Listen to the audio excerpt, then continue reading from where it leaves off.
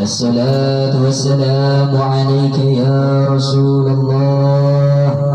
الصلاة والسلام عليك يا نبي الله. الصلاة والسلام عليك يا حبيب الله.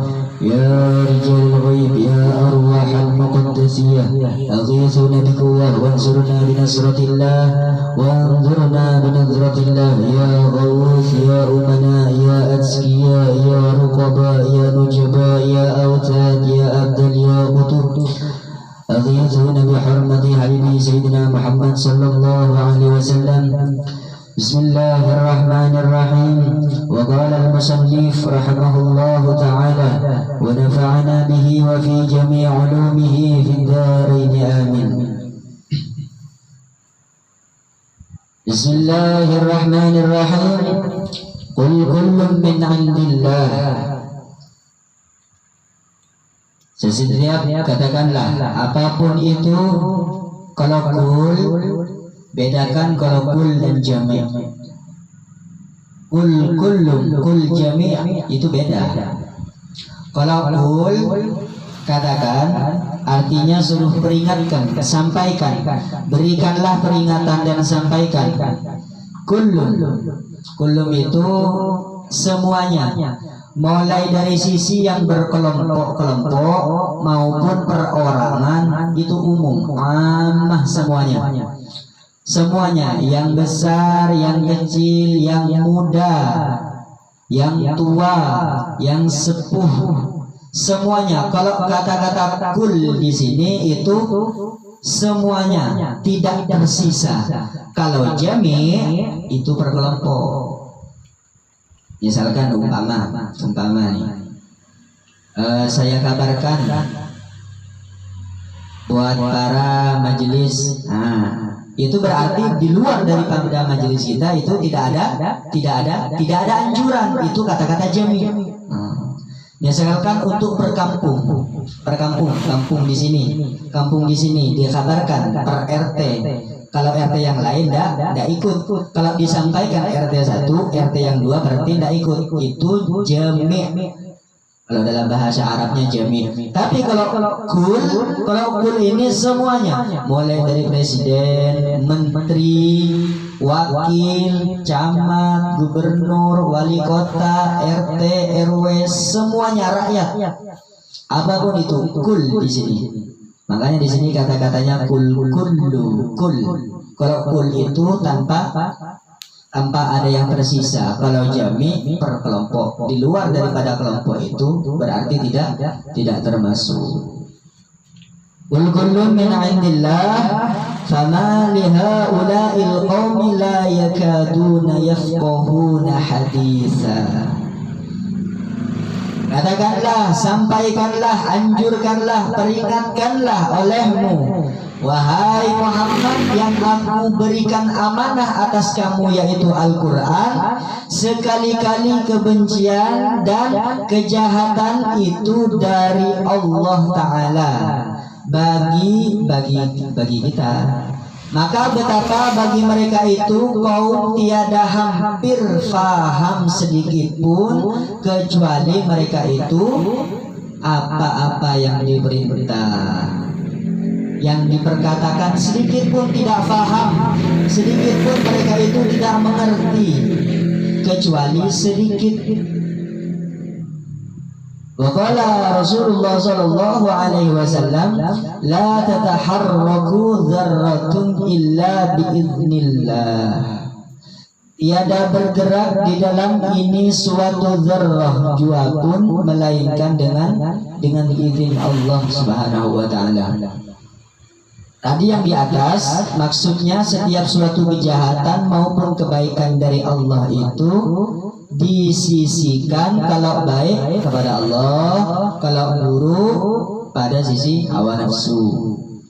Bedakan antara baik, la haula wala itu ada tempatnya masing-masing. Memang semuanya daripada sisi Allah. Soalnya yang menciptakan hawa nafsu pun Allah, yang menciptakan Nur Muhammad pun Allah. Sandarkan sesuatu itu, tempat itu kepada tempatnya. Jangan sampai dibalik. Kalau kebaikan disandarkan kepada hawa nafsu, kalau keburukan disandarkan kepada Nur Muhammad. Itu goblok namanya. Kalau sesuatu yang baik itu disandarkan kepada nurun ala nuri, ala nabiyika Muhammad sallallahu alaihi wasallam. Sandarkan kepada sisi pancaran sifat-sifat kenabian yang disandarkan kepada Nabi Muhammad. Itu sisi baik. Kalau sisi buruknya sandarkan kepada hawa nafsunya. Dari sinilah seseorang kalau sudah menyadari dua hal itu, dia tak mudah menyalahkan, tak segampangnya meremehkan siapapun. Tapi kalau tidak belajar yang sebenar-benarnya belajar, kalau belajar itu jangan fokus yang satu. Kalau sisi yang lainnya dia tidak mengerti, tidak paham. Misalkan bicara tentang Nur Muhammad. Kalau bicara tentang Nur Muhammad, seseorang itu tidak membahas tentang hawa nafsu, maka kejadiannya yang buruk, yang baik disandarkan kepada Nur Muhammad semua. Itu namanya belajar tapi tidak mengamalkan. Belajar tapi tidak paham, menyampaikan tapi tidak mengerti. Bedakan antara sisi rububiyah dan sisi hawa nafsu itu dibedakan. Jangan disamakan semua. La tataharraku dzarratun illa biiznillah. Tiada bergerak di dalam suatu zarrah apapun, tiada bergerak sesuatu sekecil apapun melainkan dengan izin Allah. Jadi kalau orang yang belajar setengah, berarti saya ini seandainya tidak disuruh oleh Allah, saya tidak berperilaku buruk. Itu faham yang nihil. Mentang-mentang ada hadisnya, ada Al-Qur'annya, ada ayatnya, ada dalilnya, disandarkan seperti itu demi membela hawa nafsunya. Jangan. La tataharrak, la itu fahami dulu apa arti kalimat la itu. Kalau orang belajar thariqah biasanya kalau sesuatu itu dimulai dengan kata la, itulah yang disebut intisari daripada dua kalimat syahadat. Macam itu, bukan langsung la tataharrak, tidak ada sesuatu apapun. Artinya bukan seperti itu, enggak. Artinya la tataharraku, la asyhadu an la ilaha illallah wa asyhadu anna Muhammadar Rasulullah. Selain daripada tauhid kepada Allah, selain daripada sifat perangai Rasulullah sallallahu alaihi wasallam, tidak bergerak sesuatu apapun kecuali atas izin Allah. Seperti itu artinya. Karena asyhadu an la ilaha illallah wa asyhadu anna Muhammadar Rasulullah itu tersimpul dalam kalimat asyhadu an la ilaha illallah wa asyhadu anna Muhammadar Rasulullah. Asyhadu an la ilaha illallah wa asyhadu anna Muhammadar Rasulullah itu tersimpul dalam kalimat la ilaha illallah Muhammadar Rasulullah. La ilaha illallah Muhammadar Rasulullah itu disimpul dalam kalimat la ilaha illallah. La ilaha illallah itu tersimpul dalam kalimat Allah. Allah itu kalau ingin mengetahui rahasia hu-nya itu di dalam lam jilalah ini kalimat la, lam alif. Kalau ingin mengetahui rahasia kalimat la ilaha illallah, Allah itu nampak jelas di situ. Kalau ingin mengetahui rahasia sir daripada kalimat Allah, maka di dalam lam jilalah. Lam jilalah, lam alif. Apa maksudnya lam alif? Selain daripada tujuan Allah, selain daripada tujuan Rasulullah, tidak akan bergerak sesuatu apapun. Tidak akan aku usahakan apapun, tidak akan aku perjuangkan ilmu apapun, amal apapun, hasil apapun, kecuali tujuannya Allah. Kalau tujuannya selain Allah, tidak ada gerak, tidak ada amal, tidak ada ilmu, tidak ada sifat, tidak ada af'al, tidak ada zat. Nah, begitu arti itu, makanya belajar kepada orang yang ahli. Jangan la itu diartikan umum. Allah di sini laisa kamitslihi syai'un. Syai'un laisa. Laisanya itu laisa tidak mengerjakan sesuatu apapun, tidak bisa diserupakan dengan apapun kemuliaan dan kesucian serta kesempurnaannya Allah. Itulah jilalah la artinya. La tataharrak. la tataharraku dzarratun. Ku itu dhamirnya kembali kepada la. Berarti tidak ada gerak, tidak ada keinginan, tidak ada kuasa, tidak ada kudrat dan iradat ku kecuali kepada lam alif lam jilalah. Maksudnya apa? Tujuannya Allah. Kalau sudah tujuannya Allah, sifatnya yang 99 Asmaul Husna. Yang 99 Asmaul Husna itu tersimpul dalam Basmalah Ar-Rahman Ar-Rahim. Jadi isinya kalau disimpulkan bersifat apakah lam alif itu? Lam alif itu bersifatkan Rahman dan Rahimnya Allah. Selain daripada Rahman dan Rahimnya Allah, tidak ada gerak, tidak ada amal, tidak ada taat, tidak ada ibadah. Makanya alhamdulillahirabbil alamin. Sandarkan kepada Allah sesuatu kebaikan. Seandainya itu ada keburukan, jangan disandarkan kepada kesucian dan kesempurnaan Allah. Kalau Allah diartikan, Allah itu kemaksiatan, kehinaan, disandarkan kepada kesucian dan kesempurnaan Allah, maka Allah itu tak akan pernah terjadi. Perbanyak kalian asma'nya di dalam diri. Tapi kalau tidak tahu artinya Rahman Rahim dalam lam jilalah, maka tembus asma kalian.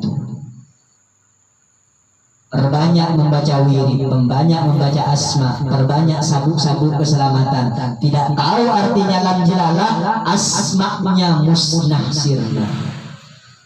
Soalnya lam jilalah itu diadakan karena Rahman Rahimnya Allah. Rahman Rahimnya Allah, kalau kita ini sudah beramal, bersifat, berafal, berzat Rahman Rahimnya Allah, maka lam jilalah ini terjadi kepada diri kita. Sesuatu keburukan apapun yang datang dari muka buminya Allah ini mau menyentuh kita, tak akan pernah terjadi. Karena apa? Lam jilalah di dalam dirinya. Di dalam isi lam jilalah itu Rahman Rahim. Kalau Rahman Rahimnya tidak ada di dalam diri, maka pakar lam jilalahnya akan tembus ke diri. Makanya tidak heran kalau ada seorang kiai kena santet, tak akan heran. Kenapa? Lam jilalahnya di dalamnya tidak ada Rahman Rahim. Setiap hasil daripada dirinya dia nikmati sendiri. Dia gunakan untuk kepribadiannya, bukan untuk umat, bukan untuk masyarakat, bukan untuk hamba, tapi untuk kepribadiannya. Maka perbanyaklah wiridnya, santet bakalan tembus. Itu rahasia lam jilalah di situ. Bukan lam jilalah itu Allah menciptakan lam jilalah saja sekedar bacaan. Enggak, semuanya ada maksud dan tujuan. Makanya jangan belajar kepada huruf, belajar kepada amal, belajar kepada sifat. Asma itu, nama itu biar kita mengenal. Kalau kita tidak tahu namanya, tidak tahu tujuannya, makanya kita belajar. Itulah asma. Kalau sudah paham asma, tinggal diamalkan. Kalau sudah benar-benar diamalkan, timbullah yang dinamakan sifat menyifati. Kalau sudah timbul dan ada di dalam diri kita ini sifat dan menyifati, sifatnya Allah disifati oleh Allah, di situ yang adalah tataharrak. Makanya ketika Syekhana Khalil itu ditanya, wahai Syekh, apakah amalannya, apakah wiridannya, apakah doanya? Saya ini nanam singkong, selalu dicuri orang terus. Selalu dicuri. Apa amalannya? Agar tanaman saya ini tidak dicuri lagi sama maling. Tidak dicuri lagi. Bagaimana caranya? Faqama Zaidun. Pelajarannya nahu. Maka berdirilah si Zaid. Malingnya itu ketika mengambil, mulai saat itu sampai pagi tidak bisa bergerak. Kenapa? Pakai rahasia lam jilalah. Karena beliau di saat mengajar Rahman Rahimnya ada, Rahmannya mengasih, Rahimnya ada keringanan di hati, dibaca terjadilah lam jilalahnya. Kalau sudah terjadi, itulah pagar di atas pagar yang lain. Itulah pagar di atas puncaknya pagar. Itulah perlindungan di atas puncaknya perlindungan.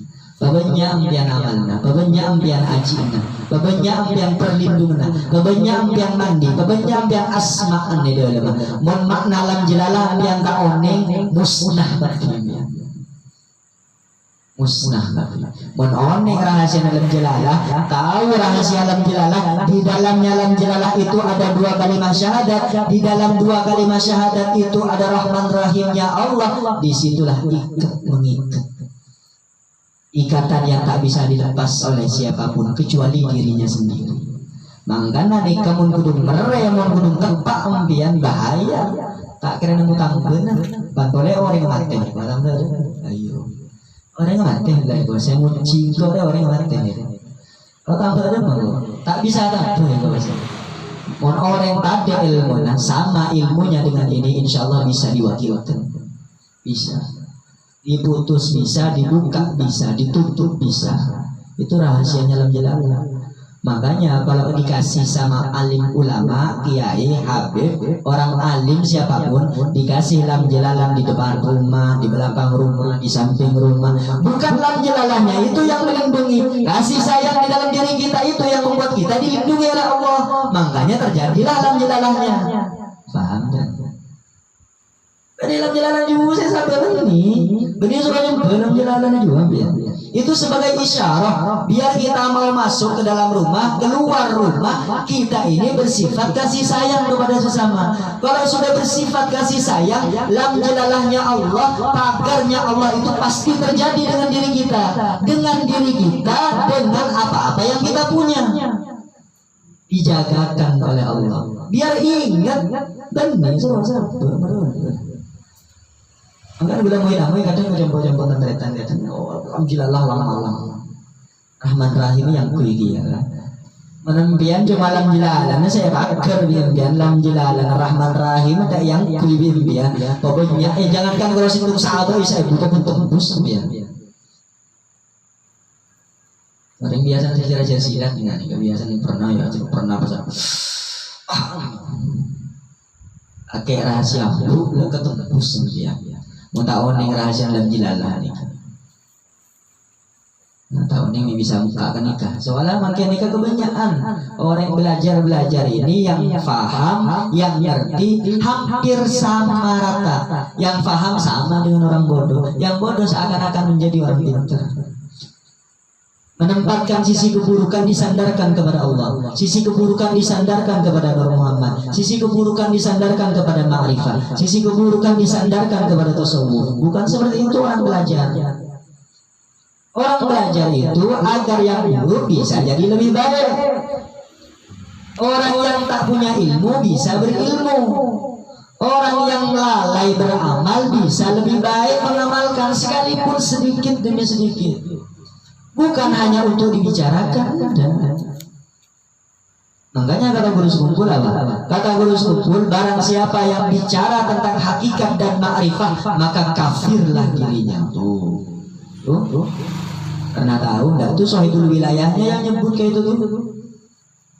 Barang siapa yang membicarakan tasawuf, barang siapa yang membicarakan hakikat, barang siapa yang membicarakan ma'rifat, barang siapa yang membicarakan Nur Muhammad, kafir kata beliau. Syirik haram hukumnya. Bicara tentang hakikat haram hukumnya. Kenapa beliau sampai berbicara seperti itu? Soalnya kebanyakan sekarang ilmu itu dipander bukan diamal.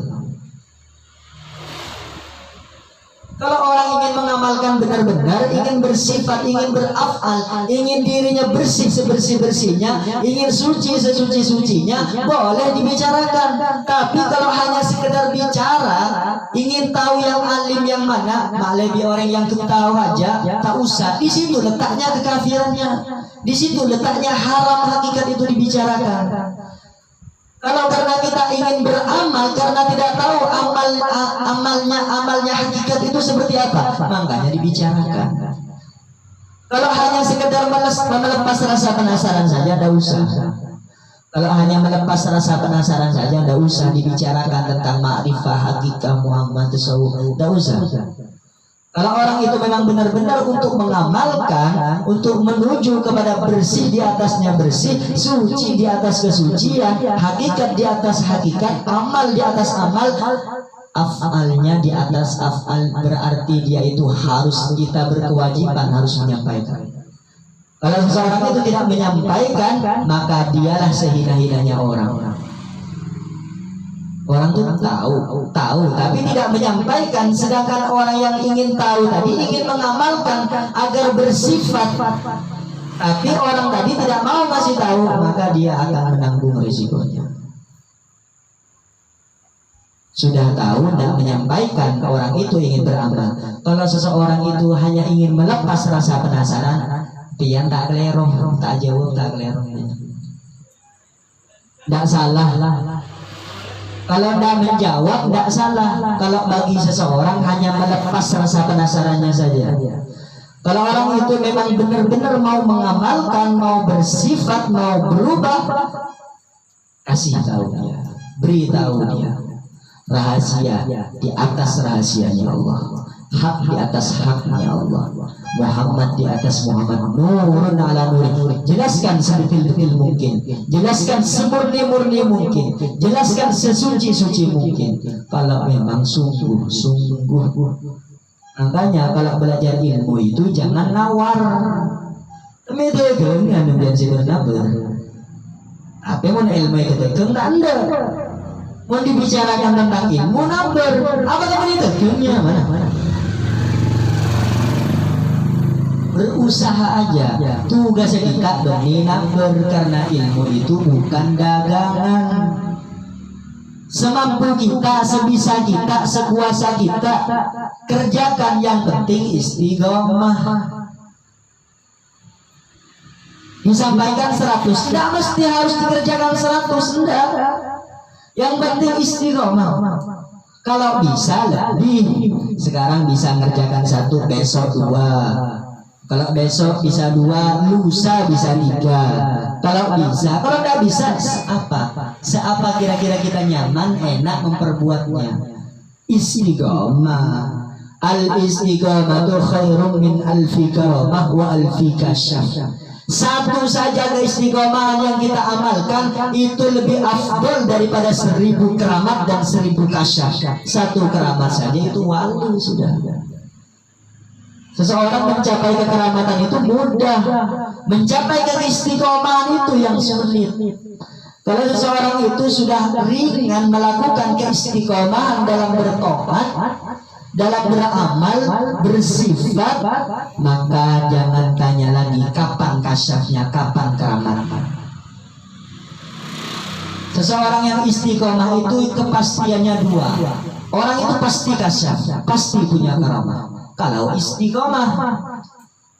Tapi orang yang punya keramat, orang yang kasyaf, belum tentu dia bisa istiqomah. Kalau orang yang bisa istiqomah pasti mendapatkan 2. Keramat, kasyaf, bahkan lebih afdol daripada 1000 keramat dan 1000 kasyaf. Kalau kalian mau tanya kitabnya, itu di dalam kitab Asy-Syarqawi. Di dalam kitab Asy-Syarqawi, syarahnya Syarqawi. Itu belajar kitabnya itu membahas tentang tauhidul af'alnya Allah. Tauhid khusus bicara tentang tauhid di situ. Kitab Asy-Syarqawi. Kami belajar itu waktu kelas 2 aliyah. Kelas 2 aliyah itu belajar kitab Asy-Syarqawi, tapi syarahnya. Kitab kuning itu ada 3, ada matan, ada syarah, ada hawasi. Kebanyakan kiainya cuma belajar di syarah, tidak belajar hawasi. Makanya fahamannya nihil, dengkal. Matan, syarah, hawasi, hasyah. Tingkatan orang belajar ilmu di pondok, biasanya belajar bahasa kitab kuning. Makanya kebanyakan belajar di syarah, kalau ada penjelasan lebih rinci dia tidak paham, selalu dikembalikan kepada hawa nafsunya. Kalau seseorang bisa belajar di hawasinya, selesai di hawasi, insya Allah dijelaskan sedetil-detil mungkin. Di situlah la tataharrak dzarratun illa biidznillah. Ini hadis daripada hadisnya Rasulullah. Jadi kita ini belajar bukan hanya sekedar bisa membaca, bukan hanya sekedar bisa mengartikan, bukan hanya sekedar belajar bisa bahasa Arab saja, enggak. Tapi bisa mengamalkan. Apa maksud dan tujuan? Kenapa Allah Subhanahu wa taala itu sebelum kalimat itu dimulai dengan huruf lam jilalah, lam alif, lam jilalah. Makanya kalau seseorang itu kalau sudah paham belajar tentang lam jalalah itu, di rumahnya itu biasanya dikasih isyarah kepada dirinya. Ketika menulis syahadat, asyhadu an la ilaha illallah wa asyhadu anna muhammadar rasulullah, la ilaha illallah muhammadar rasulullah, la ilaha illallah, Allahu. Di dalamnya Allahu itu ditulis, di luarnya lam jalalah, lam alif. Itu kenapa ditulis seperti itu? Agar dia ketika masuk ke dalam rumah mengingat, kalau memang benar-benar kamu tujuannya murni kepada Allah, semestinya kamu cegah dirimu untuk berbuat langkah-langkah yang hina. Kamu cegah dirimu untuk berbuat maksiat. Kamu cegah dirimu untuk berbuat sesuatu yang nista. Itu lam jalalah artinya. Bagaimanapun orang mau belajar, semurni-murninya belajar, ingin mengenal asma yang diasmakan Allah, alif lam lam ha itu, selama dirinya tidak mencegah dari perbuatan hina dan nista, dia tak akan pernah faham dan mengerti apa itu kalimat Allah. Kalimat Allah itu tidak sembarangan diucapkan. Kalau memang benar-benar menuju kepada kemurnian kalimat asma-nya Allah, berarti diri kita inilah lam jalalahnya. Maksudnya apa lam jalalahnya? Diri kita ini letaknya untuk menghinakan, menjauhkan dari hal-hal yang hina dan nista. Kalau diri kita ini sudah bisa menjauhi, menghindari perbuatan hina dan nista, maksiat dan munkar, berarti kita ini sudah berasma fillah. Disitulah dalam kitab-kitab kadang ada gambarnya orang, kalimatnya Allah semua. Pernah lihat enggak? Ada kadang dalam nukilan-nukilan kitab tuh ada kadang teman-teman tuh kadang ngarang ngirim Allah. Ini manusia duduk, tapi kalimatnya Allah. Satu badan, gambarnya itu manusia, tapi isinya Allah semua. Itulah maksudnya. Maksudnya itu letaknya kita ini lam jalalah. Makanya yang duduknya lam jalalah itu. Alif lam ha-nya itu di sini. Kalau memang benar-benar duduknya lam jalalah, semestinya sifatnya lam jalalah juga. Kalau orang paham duduk kayak bian, paham duduk lam jalalahnya itu seperti itu, bahwa ini duduk lam jalalah, duduk perlindungan, duduk pagar diri, apapun tidak bakalan masuk ke kita. Bahkan betul kadang musim-musim macam-macam. Kan boleh kali mengatakan fahami fanaaki, engkau beritahu sehadir dalam jalan. Fanakan di situ. Ketika fana di situ, rahman rahimnya diamalkan, haknya dijalankan, huknya dizahirkan. Nampaklah di situ pagar sekuat-kuatnya pagar. La tataharrak dzarratun illa biidznillah. Ketika kita sudah murni, bisa mencegah perbuatan nista, mungkar, dosa, hina, disitulah yang disebut biidznillah, dengan izin Allah. Kawak disandarkan dengan izin Allah. Kalau selama tidak bisa lam jalalah dirinya, menghindari dari perbuatan nista dan hina, maka biidznillah ini tak akan pernah berlaku. Berlakunya biidznillah ini dengan kata-kata tataharrak, biidznillah tataharrak itu bisa terjadi ketika kita bisa mencegah daripada perbuatan hina dan nista.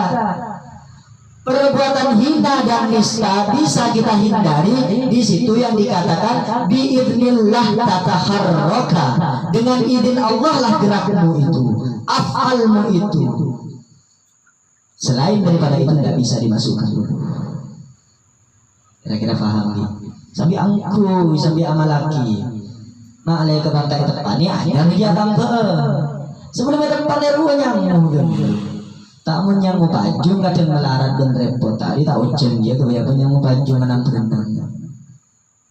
Kalau ini dibawa kemanapun ini dibawa kemana-mana. Jangan pernah ditinggal. Kasih sayang tanamkan di dalam diri, zahirkan pagar kemaksiatan yang dilarang oleh Allah, nampakkan, wujudkan rahman rahimnya Allah Subhanahu wa ta'ala. Insya Allah kita akan kembali menjadi seseorang yang diridhoi oleh Allah, yang mendapatkan salamun qaulan min rabbir rahim, salamun qaulan min rabbir rahim, salamun qaulan min rabbir rahim.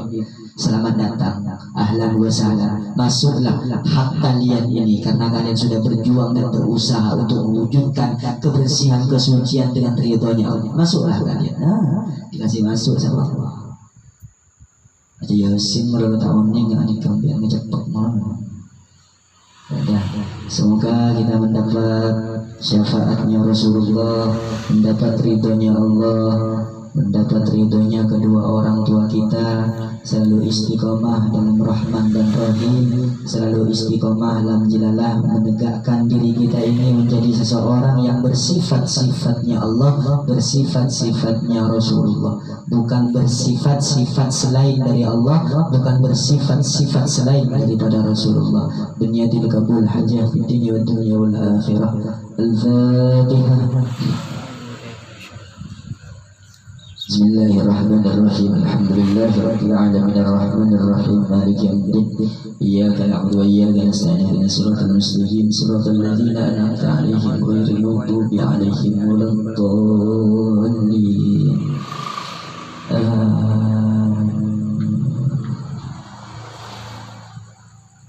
Alladzina amanu wa tatma'innul qulubuhum bi dzikrillah. Ala bi dzikrillah tatma'innul qulub. Fa'lam annahu la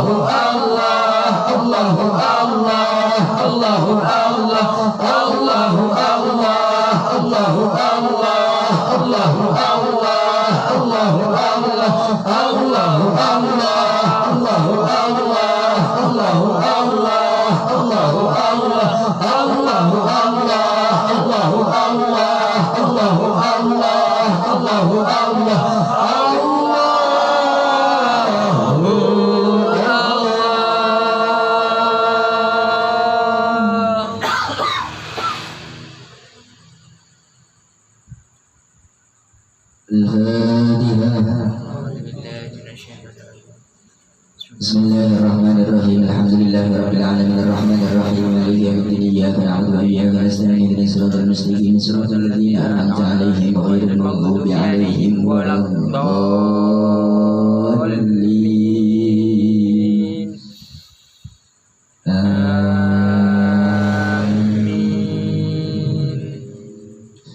Bismillahirrahmanirrahim. Alhamdulillahirabbil alamin wassalatu wassalamu ala asyrafil anbiya'i wal mursalin sayyidina wa nabiyyina Muhammadin wa ala alihi wa sahbihi ajma'in.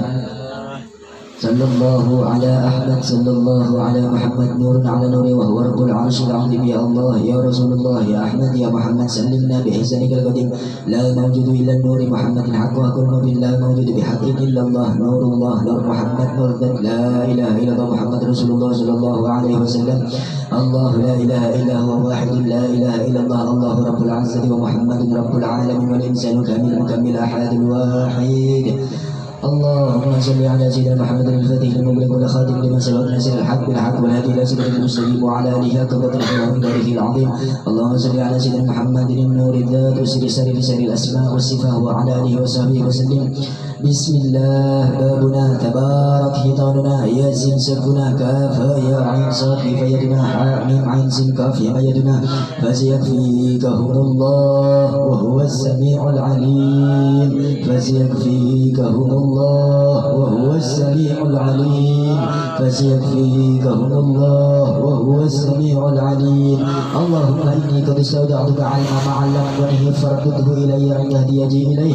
اللهم صل على سيدنا محمد على الشد وتجليتك وكنه قوتك من جودك النور أجهر وسر الأجهر والفرد الجميع والوزر الواسع صلاة نشهد بها جهاب الملكوت وأستجلي بها أرئيس الجبروت وأستغفر بها ويسر الرحموت وأرتد بها إلى قوة نسجد بها يا مدير حوي كل نسجد. يا الله ربنا آتنا في الدنيا حسنة وفي الآخرة حسنة وقنا عذاب النار. ربنا تقبل منا إنك أنت السميع العليم وتب علينا إنك أنت التواب الرحيم. وصلى الله على خير خلقه سيدنا محمد وعلى آله وصحبه وسلم. سبحان ربك رب العزة عما يصفون وسلام على المرسلين والحمد لله رب العالمين.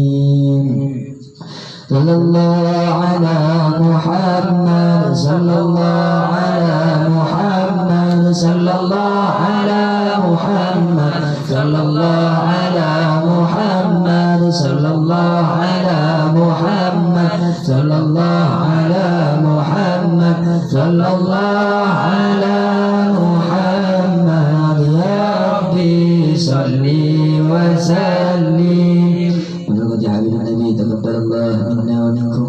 اللهم تقبل يا كريم.